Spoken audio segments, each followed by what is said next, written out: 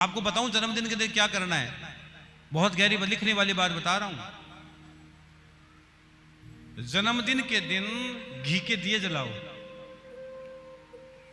हमारा संस्कृति, हमारी तो तमसो मां ज्योतिर्गमय की संस्कृति है। हमारी संस्कृति तो अंधेरे से उजालों की संस्कृति है मेरे बहन भाई। तो कभी भी मोमबत्ती मत बुझाना। बच्चे के जन्मदिन के दिन क्या करना है, जोर से बोलो, घी के दिए जलाना है। अब आगे सुनो, जब जन्मदिन आए बच्चे का,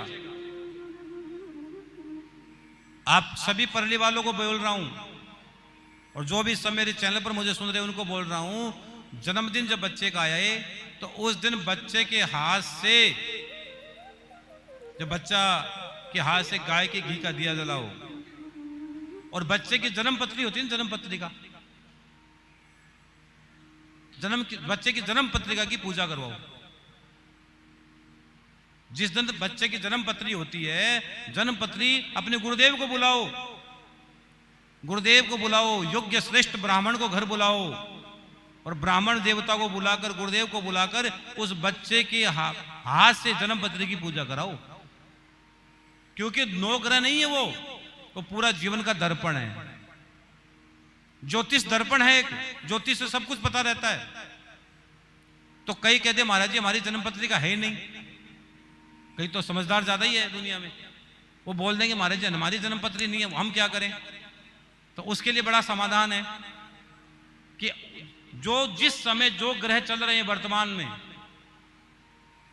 जिस दिन जो ग्रह वर्तमान में चल रहे हैं उसी को उस समय बना लो और बनाकर उसी समय उसकी पूजा करो। जैसे आज कोई भी अगर आज की स्थिति में चल रहा है उसको बनाओ और ब्राह्मण देवता को प्रणाम कर कर उसी की पूजा तुम करो।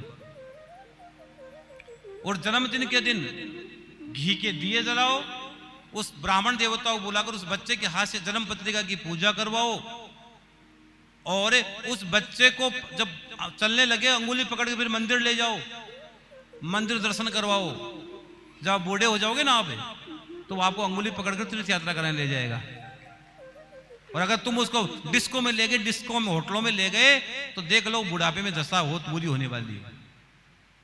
जैसे संस्कार देंगे ना, जैसा बोएंगे वैसा ही तो काटेंगे, जैसा बोएंगे वैसा तो काटेंगे। तो और उस दिन श्याम बाबा की जोत जलाओ, हनुमान जी की जोत जलाओ घर के अंदर, अपने पितृ देवता को जरूर प्रणाम करो, अपने पूर्वजों को प्रणाम करो और उस बच्चे के हाथ से किसी भूखे को भोजन करवाओ, किसी गरीब की झोंपड़ी में दिया जलवाओ, किसी भूखे को भोजन करवाओ, किसी प्यासे को पानी पिलाओ। मैं विश्वास दिलाता हूं वो बच्चा कभी भी गलत जगह जाकर जन्मदिन नहीं मनाएगा। अगर आपने पहला जन्मदिन उसका सही मना दिया तो बच्चा हमेशा अपनी अच्छी जगह जाकर ही आपका वो जन्मदिन मनाएगा।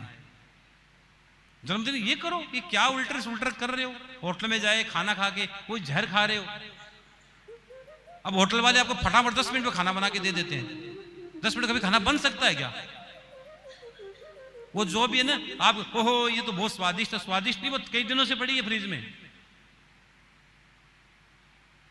तुम्हारी धर्मपत्नी तुम्हारी माँ भोजन बनाए, उसमें टाइम लगता है क्योंकि घर में पूरी बनाएगी वो बेचारी, लेकिन होटल वाले तो हर चीज तैयार रखते हैं, फ्रिज में बड़े निकाला चलो गिरा करो।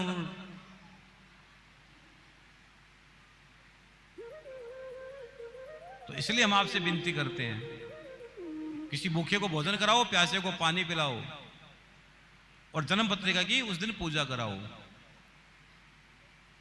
और बर्थडे के दिन लोग क्या लेके आते हैं, बोलो? केक लेके आते हैं क्या? गिफ्ट लेके आते हैं, गिफ्ट। हाँ, कई लोग याद रखते हैं, उसने मेरे को ये दिया मैं भी यही दूंगा। हाँ, बहुत याद रखते हैं कई लोग। तो जन्मदिन के दिन क्या करना है? अब श्याम बाबा का जन्मदिन तो सब देवता आए, सब संत महात्मा आए और श्याम बाबा वीर बरबरी को पवन देव भी आए और अग्निदेव भी आए। और पवन देव ने श्याम बाबा को एक घोड़ा दिया। श्याम बाबा का घोड़ा, उसका क्या नाम है? कौन सा घोड़ा श्याम बाबा के पास, बोलो? पीला? अच्छा, लीला घोड़ा। हाँ, श्याम बाबा को घोड़ा दिया, उसकी चाल इतनी तेज, पवन से भी तेज चलता हो। और श्याम बाबा जब जब लीले घोड़े पर बैठते हैं उसी समय भक्तों को कष्ट उसी समय दूर कर देते हैं, उसी समय बाबा दूर कर देते हैं। लीले घोड़े पर बैठे बाबा ने कष्ट दूर किया, इतने तेज चलता हो घोड़ा, पवन से भी तेज है वो। तो श्याम बाबा को लीला घोड़ा किसने दिया? जोर से बोलो, पवन देव ने दिया। और श्याम बाबा को धनुष दिया अग्निदेव ने, धनुष दिया अग्निदेव ने। कहा ये धनुष है, लेकिन उसने कहा अकेले धनुष का क्या करूंगा, बाण भी दे दो, कि बाण मेरे पास नहीं है। बाण प्राप्त करने के लिए तुझे भगवान का भजन करना पड़ेगा, शिव और शक्ति की आराधना करनी पड़ेगी। अब सब दे दे कर चले गए। और श्याम बाबा अपने भक्तों पर किस पर बैठकर भक्तों को वरदान देते बताओ? लीले घोड़े पर। जब जब श्याम लीले घोड़े पर बैठता है श्याम बाबा भाग्य